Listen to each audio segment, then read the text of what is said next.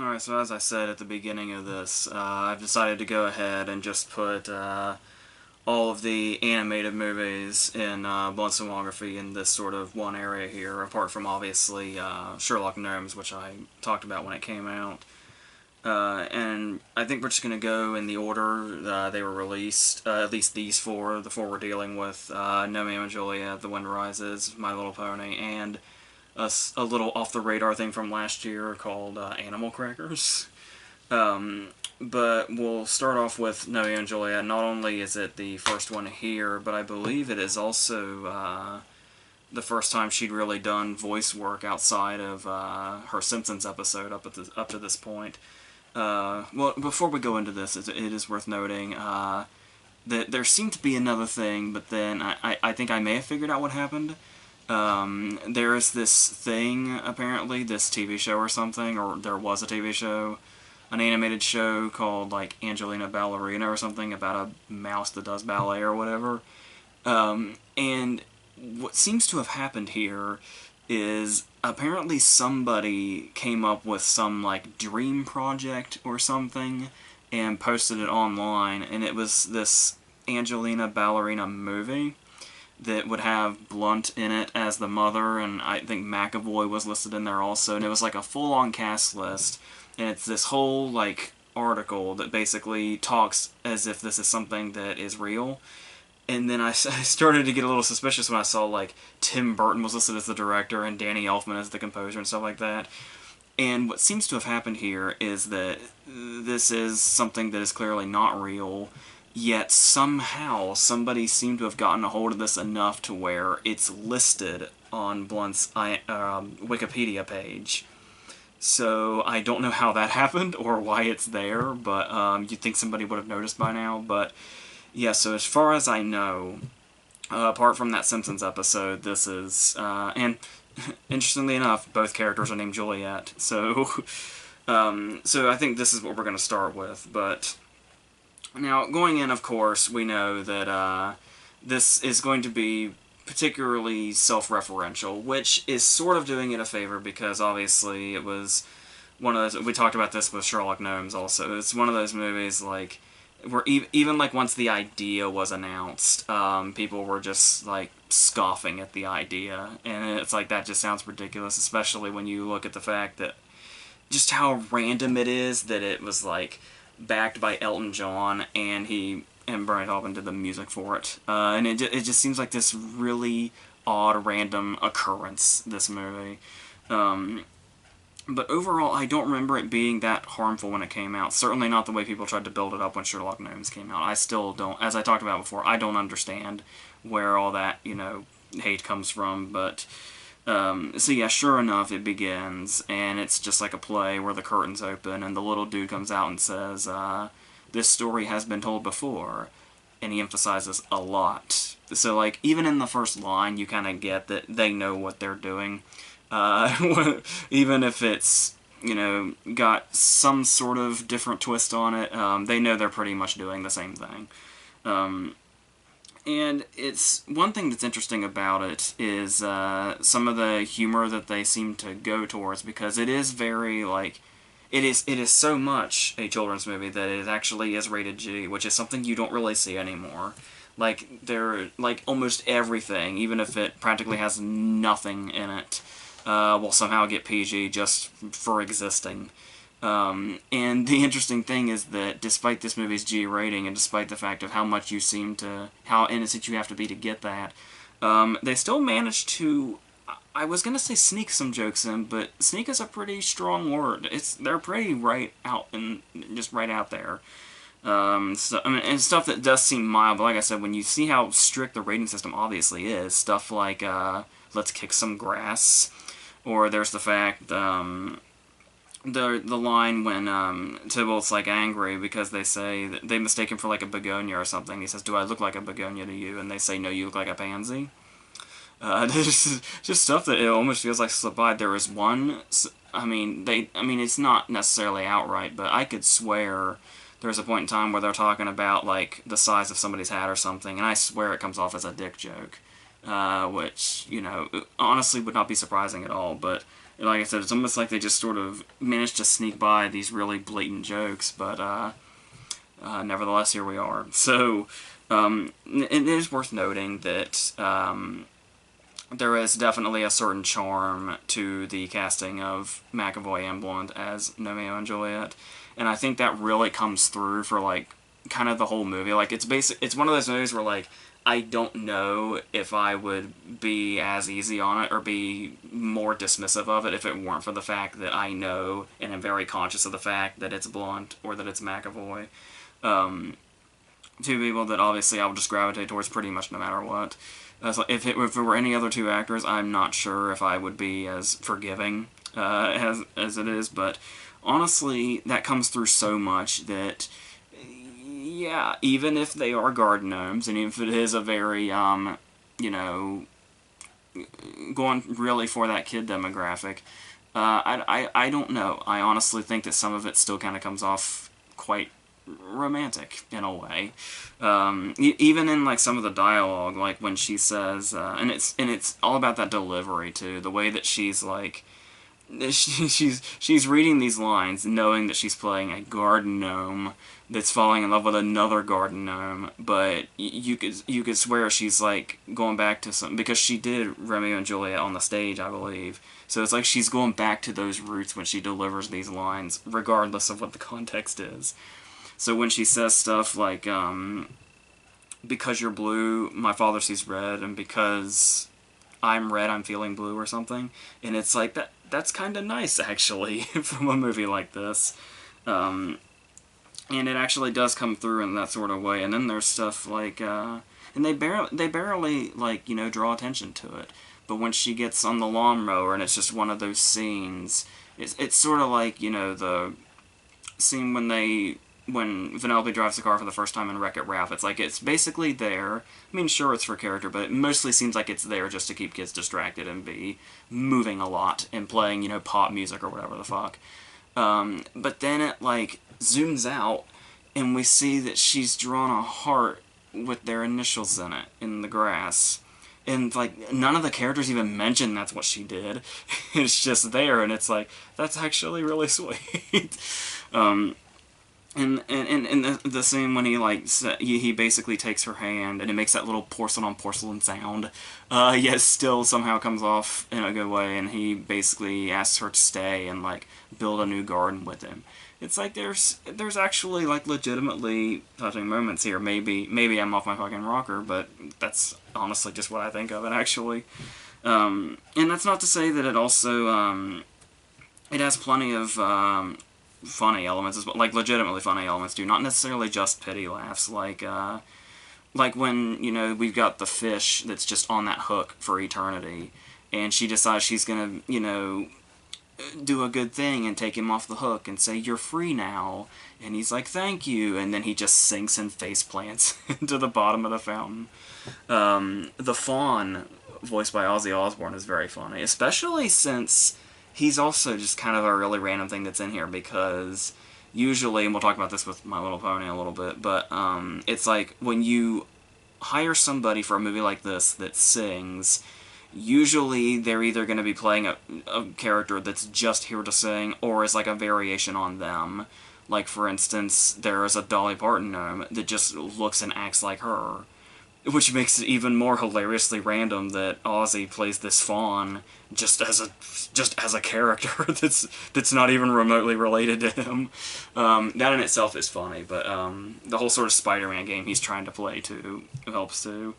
And of course, the Hulk Hogan commercial for the lawnmower, especially when we get, like, the fine print that ends in brother. So I do actually find some legitimate things that I like in this. I don't really feel like that it's, like, even a guilty pleasure thing. Like, I feel like there's some legitimately good things in here, especially since there's some surprising things, too. Like, I was trying to figure out, I remember when I first saw it when it first came out 7 years ago, almost 8 years ago, actually. I was trying to figure out how this G-rated kids movie about garden gnomes was going to do the more dramatic elements of Romeo and Juliet, specifically with Tybalt. And I honestly, like, I think I may have possibly joked that he would like have to break or something if he was gonna do what Tybalt does in Romeo and Juliet. And the fact that they actually went there and they played up, the only time they ever mention that he's okay is the very end when we see him like taped back together. Like the rest of the movie doesn't even touch on it. And they apparently can die because when they think Gnomeo has been run over, he gets like a whole funeral. It's like this whole serious ordeal. And it's like that it goes in directions like that is so unexpected, you kind of can't help but admire it. And I will always defend that. And there's, I mean, obviously, you know, it's being as kid-friendly as it is, it's gonna have, like, you know, like, in some cases, like, there might as well not even be obstacles. Like it just so happens that it was a teapot truck or whatever that they thought had killed Gnomeo, but it was just that. Or when they have to get inside the door and there's, like, the rusty lock, and they're like, oh, here, just use this stick. And he just has to poke it, and it just falls. And it's like, you don't, that's not really the kind of thing the movie's worried about, especially since it's mainly entertaining children. But even so, it also helps you've got this, like, amazing voice cast bringing it to life. You've got, like, Michael Caine and Maggie Smith, Stephen Merchant, Jason Statham as Tybalt, which is a very interesting casting choice. Jim Cummings has a very funny part as the flamingo with the shockingly sad backstory, love story too. But and so all of these characters kind of have something to do with just kind of constantly bringing the movie to life as well. I mean, yes, it's going to have a bunch of gnome puns and it's going to have some silly or stupid humor or whatever. But I mean, look at it. I mean, what do you expect? What do you want from this? If you decide to actually, you know, see it. But obviously, I mean, yeah, sure, it gets maybe a little too self-referential, particularly when eventually Shakespeare himself actually shows up, voiced by Patrick Stewart, of course. And it's like, I'm sure that can kind of get tiresome, and there's stuff that's like, kind of more, you know, like eye-roll inducing than anything else, like, how you've obviously in the story of Romeo and Juliet, you got the character of Benvolio, who in this is just Benny. And there's that scene where he's at the computer, and it's like, so it's a movie with a shitload of Elton John music, and there's a character named Benny. What song could they possibly shoehorn into this scene? So, but regardless of all that, I really don't mind it. It's like, it's very easy to watch, it's very short. It can be legitimately funny, it can be legitimately romantic, even if they're garden gnomes. And of course, just the charm of, you know, McAvoy and especially Blunt just really goes a long way in making these characters just really likable, and just, like I said, the whole high energy thing it's got going on, whether it's meant for kids or not, is kind of contagious. So I've always been rather fine with this, and just as I'm fine with Sherlock Gnomes, but people can get mad all they want, even though I still think that's awfully ridiculous given what we're dealing with. It's an extreme overreaction, but yeah, I'm okay with this. Next one, of course, is The Wind Rises. This is a bit odd. I think in all the time I'm doing this, this is the first time I've actually talked about Miyazaki on camera, oddly enough, and so, and obviously, usually I tend to watch this stuff with the original Japanese audio, but for obvious reasons, I tend to go the English version on this one. And I think it's almost like the movie calls me out on that, like, as soon as it starts, too, because when it's, like, one of the very first lines of the movie is when he's at the school and the guy gives him the book on aviation, where the first time he reads about Caproni, and the line he says to him is, it's not in Japanese. And it sort of makes me recoil, because it's like, I know. But the thing about it is that it sort of does, like, a disservice to Miyazaki to get too caught up in the dialogue itself. So I think that's kind of, like, it's always been interesting to me that the whole thing that Studio Ghibli does is how they go through and then they get, like, the English-speaking actors to redo the audio and all that to get it to more of the wide audience, particularly a younger audience. when it's like really the thing that matters the most in his movies are just these visuals that you have to see to believe, and that you really can never possibly fathom just where they even come from. And it's like every time you watch one of his movies, it almost feels like it's a miracle that they exist, and how you could never have imagined seeing something like you do in his movies. And that really comes through almost immediately when we get one of our starting points is these dream sequences, when he starts to imagine that he's like right there with Capernaum. We see almost like he's there as like this otherworldly friend and mentor, and we just immediately get these shots of like the Italian planes flying over as he's talking to him. But it's like there's just this endless number of planes, and it's just he immediately sort of captures that sort of dreamlike quality, no matter how sort of out of control and tragic it ends up getting or looking. And that sort of comes through also in a following scene where he actually uses a real-life historic event, when we see this earthquake happen in, 1923, when they're on the train. And it's like, since it's so shortly after that, I think, and just the way the animation captures this, it's like, even though we know it's like a real-life historic event, just the way this happens, and like just this big, enormous, and like kind of surreal way that we see this, especially at the start of it, it almost feels like it could be another dream sequence if we didn't know. And that really comes through, but they still kind of find that way to sort of blend that anyway, like when he sees like the planes or whatever. Or I really like also the moment when he's dreaming the first time, and there's like one cut of him like moving in his sleep, like he's slowly coming out of it, and it just sort of gives you that sort of in between being awake and asleep kind of vibe. And it's like even in the worst situations, it somehow makes it feel so like fantastical in a way, whether in a tragic way or otherwise. And that's always been really interesting to me. But the thing about that, the using the real life disasters and tragedies and all that, is that you think about Miyazaki's other movies a lot, because obviously there's a lot of tragedy in this movie and a lot of sadness in this movie. And you think about like some of his more like much earlier beloved works, like My Neighbor Totoro or Kiki's Delivery Service, and it's like these are movies that are known for like being so upbeat and so happy that they barely have any even conflict in them, and that's like what they're known for, just being like these ultimate go-to movies that just have just that positive sort of idealistic vibe going on, and that he can somehow make a movie like this and it still feels like him, like through and through.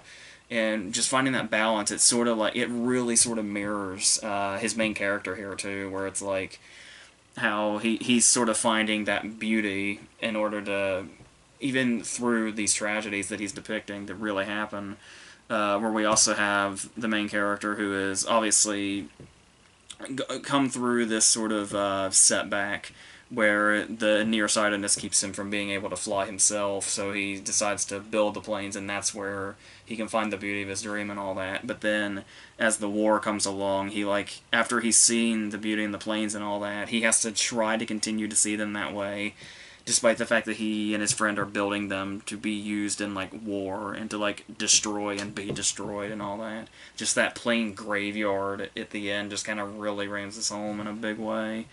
And it's like, it's sort of weird the way that sort of mirrors how you imagine Miyazaki was looking at this material while also getting his style through in it also. And then, of course, that brings us to the love story portion of it, which comes in surprising. They set it up at towards the very beginning, but then it's like over an hour in when it manages to come back. But it doesn't feel out of place at all. And I think that's helped a lot by the fact that Blonde is our voice actress for this character in this particular version. And the thing that really kind of... Well, not only is it just that there's like so much emotion in this, because obviously when you look at... that I was talking about the whole idea of bringing in English-speaking actors with very recognizable names that you can plaster on the box to get attention. Usually there's like kind of a an element there that kind of feels like it's missing. It's like, yeah, the actors are there and the voices are there, but there's sometimes the passion cannot be there, and it does sort of just feel like this. We can make a little more money this way, sort of thing. But these movies, for the most part, tend to go against that. But really, especially what Blunt does here, there is just so much emotion in like every line that she says. Just even from the very beginning to like, it's especially when like they meet up by the spring and stuff like that, and you can just hear like every ounce of emotion in there. There's obviously sometimes going to be like a disconnect. Like I hate to, I mean I've gone after him a few times for being somebody that I don't think has a lot of range. And that would be that Krasinski, for instance, plays the hero's friend, and it's like, it's not that he's doing anything bad here, it's just that I always tend to associate his voice with him. Like, yeah, his character in this is, like, more snarky than the characters he usually plays, but I just cannot hear his voice without seeing his face, and that's all I really think about. And you get that disconnect a lot in animated movies that have recognizable voice actors. With Blunt and this character, even with the fact that their mouths aren't going to match up entirely, because obviously the mouths were made to match the Japanese version, so there's going to be, you can kind of see the dubbing a little bit. Even regardless of that, Blunt in this character, her voice, there is no disconnect. There is none the whole time. And that really plays a big part in the, like, I don't recall, I think I saw the Japanese version the first time I saw it, and I don't recall like having this much, I'm sure that voice actress was great, but I don't recall having this much of a reaction to that character as much. Where I just feel like Blunt really found like an emotional place here and just really made it come through just using her voice alone, which is amazing. And obviously that goes on also, like, Joseph Gordon-Levitt is, very good as well, and he's another one where it's kind of like, it's very easy to see his voice with the character, like, they match really well. And that sort of also, talking on the voice actors, that does pave the way for, like, the colorful and animated in one way or another, supporting characters, like, we've got the character that Martin Short voices, who's like his boss, and it's like, it's almost like they watched The Incredibles right before they made this character, and they took Mr. Incredible's boss and Edna Mode and just made them one character, and that's who this dude basically is. With Martin Short Martin Short's another one of those ones where his voice is very recognizable, but he can do so much character with his voices that there's not really much of a disconnect there either. And then a character I really like, especially, that keeps kind of coming in and out, is the German voiced by Werner Herzog, where it's like, the great thing about this character is not only does he just have this sort of odd appearance that immediately catches your eye with, like, the nose and the eyes and all that, and the fact that he's like this he's like a German in the World War II era, but he's like anti-Nazi too. And it's like, there's something about him that's just so interesting but also off, as it's like, you would almost think he's another, like, imaginary character, sort of like the way he sees Caproni throughout the movie. I mean, he is real, but just the fact that you kind of have that, he kind of has that uncertain vibe of, he almost seems like he could be, just the way he sort of like disappears without a trace sometimes. So I do really like the characters like that and the effects like that. And just overall, the way that he was able to just combine so much here, because the thing about it also is, we were talking about the appeal to kids is generally why you put this in the English language and try to, make the release a little wider through Disney. But the thing here is that, obviously, also, unlike a lot of his movies, there's, like, it seems a little less, I guess, kid-friendly, if that's the term we want to keep using. Because not only is it, like, longer, and the pacing is, takes its time a little bit, because it's got a lot of ground to cover, a lot of years to cover. But you've also got just significantly heavier themes, because you've got you got the pacifism in wartime, and you've got the really going after your dreams regardless of the obstacles and all that. And at the center of it, this heart-shattering love story. And the fact that he was able to bring all these things together, like, one never overshadows the other, like, one never distracts from the other. It all feels like they just come together in this nice way. And even, like I said, even with the love story coming in as late as it does, it just all fits right in for this character, and it all comes together, and it's all just sort of that discovering the beauty of life thing, even the worst of circumstances, whether it be war or death itself. And there's just something so incredibly beautiful about that somebody like only Miyazaki could have brought to life, of course. So this brings us to the My Little Pony movie that came out last year. Obviously, I didn't talk about this last year, and that was a choice, because mainly the fact that I really know nothing about this. Like, my only knowledge of My Little Pony, or the whole Friendship is Magic, whatever, is this movie. So, in the fact that the fan base for My Little Pony is, like, so incredibly large and a tad intimidating, I kind of just didn't even want to try to touch it, because I didn't want to piss anybody off, but nevertheless, here we are anyway. So, and it is one of those cases where, obviously, the fan base is very, like, it's honestly probably the first thing you think of when you think of My Little Pony at this point. And just how eclectic, I guess you could say it is, because obviously you think children, of course, but then, like, everything from not just adults, but, like, some very recognizable famous people as well, whether being musicians or actors or anybody has mentioned the connection that they have to this, it seems. So, I basically just went into this as an Emily Blunt fan, and that's why I ended up laying eyes on it. So, it was actually, I know it's cruel, but a comment kind of stuck with me where last year, around the time it came out, because I think when it came out, it was like maybe just a week within when Blade Runner came out, and they were like, somebody was like standing in the lobby, and it was like, you know, big dudes with like beards and long greasy hair and piercings and all that, and it was like, somebody said, I don't know if these people are here for Blade Runner or My Little Pony, because the fan bases look the same. But, and not my words, but, so, going on that, so I wasn't really sure what to expect, except that it was probably going to be very cheery, and potentially really, like, colorful and energetic.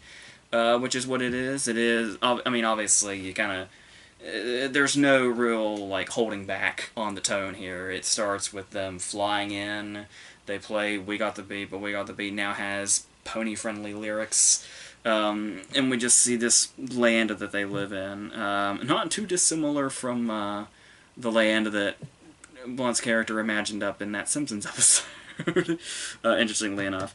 But what I did kind of find a bit refreshing, and I can see comments, you know, going either way on this, but the animation, how it's like flat and two-dimensional, but kind of in a good way, because it sort of has like that kind of old-fashioned look to it.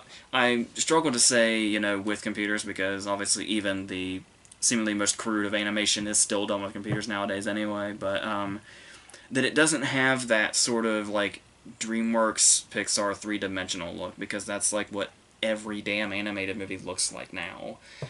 So there's almost something kind of like refreshing to see a movie that's animated in this particular fashion, especially one as like colorful and energetic as it is, and that it's still able to come through in that way.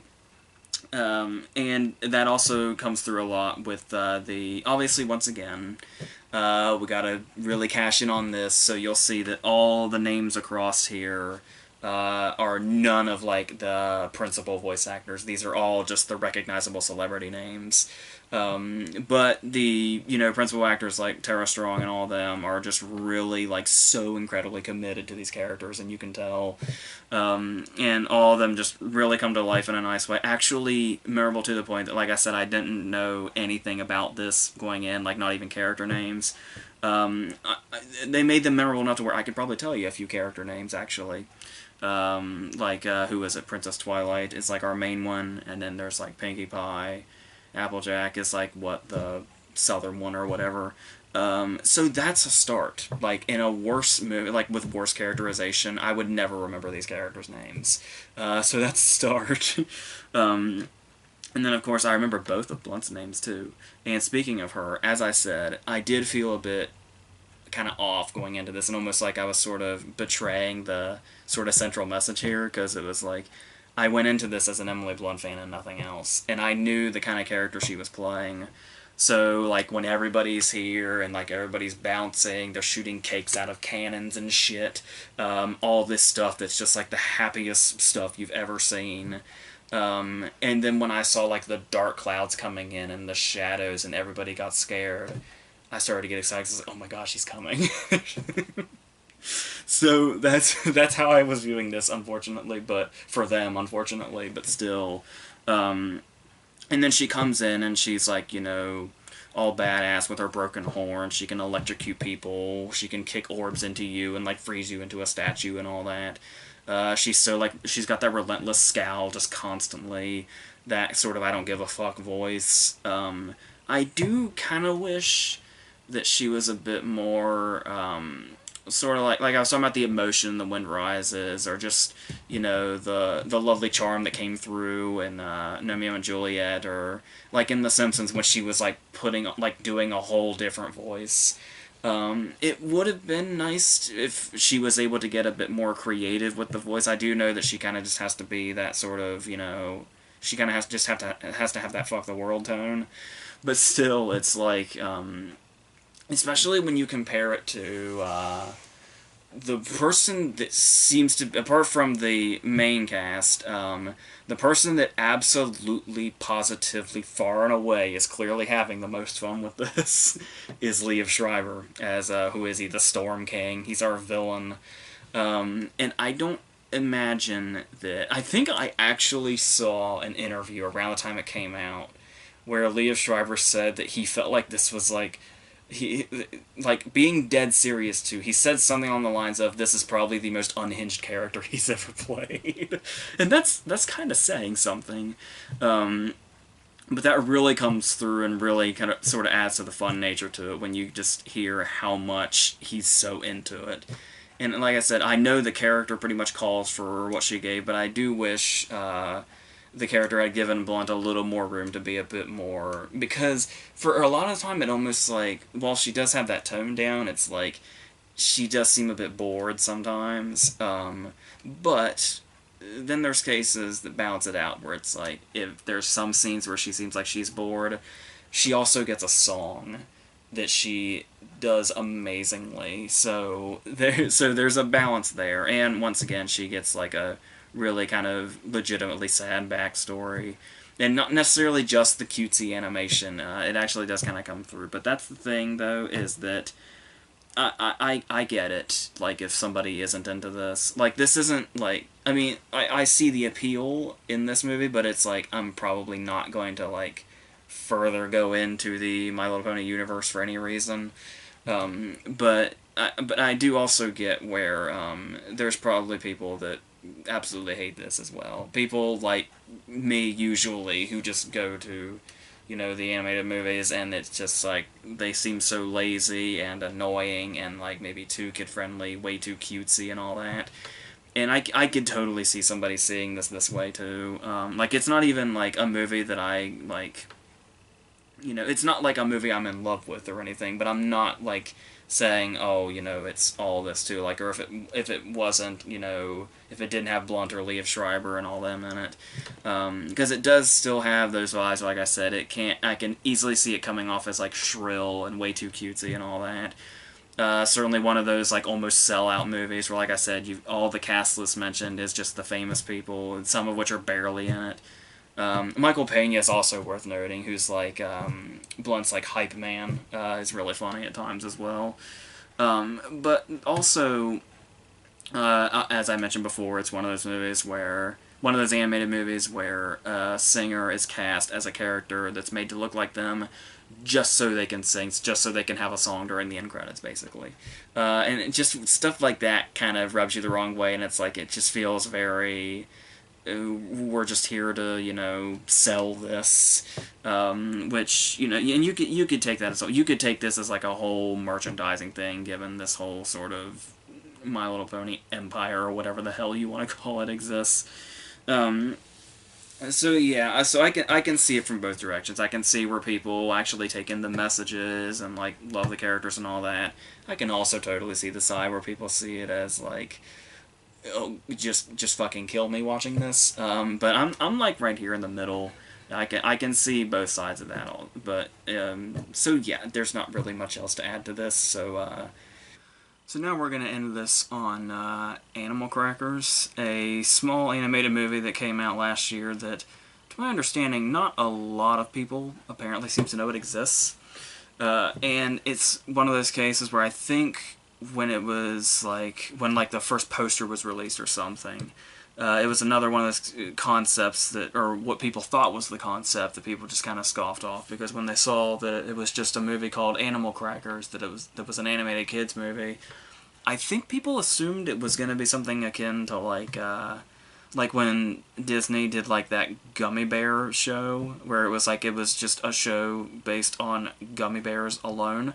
I think people actually thought that this was going to be a movie where the characters were animal crackers, which is not the case, thankfully. It's actually quite an interesting concept, where it's Blunt and Krasinski again, actually playing a married couple this time, and his family owns a circus that he's been a part of pretty much his whole life until he met and married Blunt, and then her dad basically took him into his company where he has to eat dog biscuits for a living, something he really does not want to do, clearly. And once this circus burns down or there's a fire, it occurs to him that there is a box of magic animal crackers that he gets his hands on, that have been going through his family apparently. And when you eat whichever animal, you turn into it. And you're stuck that way until you either eat another one and turn into something else, or each box has a human-shaped one that can turn you back. But those are very limited, so you're basically screwed if something goes terribly wrong. And so going into this, I was a little skeptical, and it is despite what I just described, it's a bit slow moving. What I just described isn't really until half an hour in, and it's really just kind of moves along at its own pace. You've got, like I said, the trouble is there probably seems like there's some charm to Krasinski and Blunt playing a married couple in a movie this, light and happy, unlike A Quiet Place, for instance, where they actually get to be happy. But this sort of gets overshadowed and probably doesn't have the appeal you would think, because apparently whoever put the sound together or what apparently decided that the best way to portray married life would be to just have the two of them kind of talking over each other. So it's almost like Krasinski recorded a line of dialogue and then she recorded a line of dialogue, and it's while they're playing his line of dialogue, hers just kind of starts up in the middle of it, and this is how the characters talk to each other a lot. It's they're not even having the same conversation, and it's I guess they're trying to portray married life, because they're not unhappily married at all. I guess they're just really, really damn chatty, even if they're not talking about the same thing. So that feels kind of jumbled and messy, and almost feels like the movie's not entirely put together, or at least well. But even so, there is a lot of appeal, I thought. It started actually won me over once he started eating the animal crackers at one point. When he turns into the hamster, which is the one you see on the poster, I was kind of under the impression that he was stuck that way, and I didn't realize the sort of changing aspect that we had here, or the fact that there is an option that he can change back. And this is when it really... Because I gave Krasinski some shit when I just talked about The Wind Rises and how he's got kind of a lack of range a little bit. Even when he tries to do, action stuff, it just... I just can't, go along with it. But here he does, like, actually get to change it up a little bit. He gets to, like, do some different voices. He gets to change it up a little bit. He gets to strain it a little bit when the character goes through certain things. And just in general, I guess it's because his voice is so relatively normal that it's all the funnier with these other animals, particularly this hamster, or the fact at one point he wakes up and he's an octopus. I don't even think he gets to say a line, but that's just sort of funny in itself. We see through like montage form as he like wakes up a different one every day.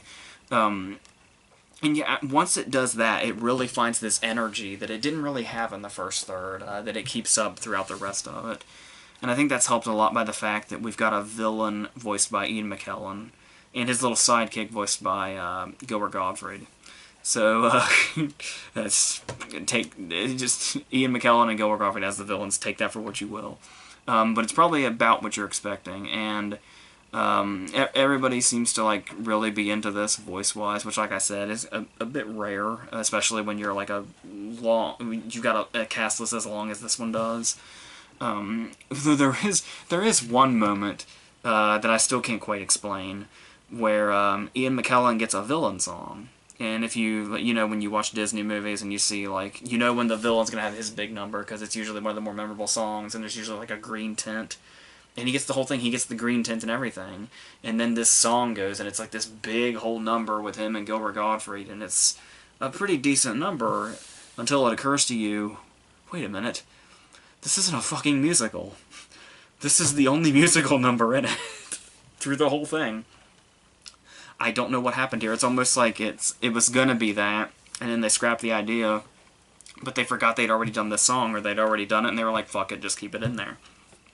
So that's hard to explain, but it's sort of welcome nonetheless. I think Ian McKellen definitely helps that a lot, where he seems to be. Maybe not having near as much fun as Liev Schreiber in My Little Pony, but he's getting there. And then, obviously, there's Bluntus here. She basically just gets to be the wife character, but there's still, something nice about that, and like some of her deliveries are nice, like the when at one point Danny DeVito's a clown that does the prank where he squirts his flour, but he squirts it at Krasinski to make it look like he pissed himself, and Bluntus has this delivery of, it's vintage, but it's good. That gag, and it's stuff like that throughout, and then her character also tends to be one of the more sympathetic, as she's the one that kind of has to watch all this happen. She doesn't really get to participate in the turning into animals thing, except for once. And it's eventually finds its way into this whole, like, the message is, I guess, I'm just guessing at this point, but the message seems to be this whole thing about, like, finding appreciation in, like, your upbringing, regardless of, like, where you end up. There's, like, this one scene where her character is, like, walking down the line in front of as the circus is beginning. But the circus is in a really bad place at this point, so the kids are, like, really not into it. They're saying, this is gonna suck and all that, this is bad and all that. You can just kind of see the pain in her, because she grew up with the Krasinski character, who's basically running this at this point. She feels that just as much as if, he were to hear them saying this, and the fact that not only does she associate it with him, but she herself kind of grew up in this environment also. And there's something genuine in here about that, somewhere, amidst all the animals fighting each other, and clowns, and whatever the hell the Gilbert Gottfried character is, but, yeah, and it's, got, some of that, child-friendly humor. I mentioned recently that the joke will never get old for me, where you have like a big, hulking character that has a high-pitched scream. It's just like Blunt said, it's vintage, but it's good. And yeah, and like I said, a massive cast list. Wallace Shawn is her dad. As I talked about, the people I've already mentioned, Danny DeVito was in there. There is a guy named Bullet Man, I think, a guy who, like, shoots out of a cannon, and when he started talking throughout the movie, I was thinking, like, who is this guy, and what's with the Stallone impression? Is that what he's going for, is a Stallone impression? Well, not quite, because it was Stallone, so it was actually him. So, there's that. So yeah, overall, it's actually kind of nice, and definitely, better and more creative and funnier than I was expecting going in, because I really didn't know, because it just like has no reputation whatsoever. Like, I don't know anybody personally that even knows this movie exists, at least yet. So I think that just sort of seems like it might have a bad reputation just because nobody knows it exists despite all these names it has in it. And you would think a movie like this would be like in mainstream theaters, but yeah. So that's what that is. So yeah, that concludes this animated video. So the next time we're gonna do multiple ones in one. Like I said, I'm doing Charlie Wilson's War and Dan in real life in one, since her parts are relatively smaller in those, and some of her TV movies, like Gideon's Daughter, and one that is probably among those that I'll talk about later, where the ones where I think she tries to ignore them when they're brought up, but yeah, potentially. So we'll see until we get there, so until then.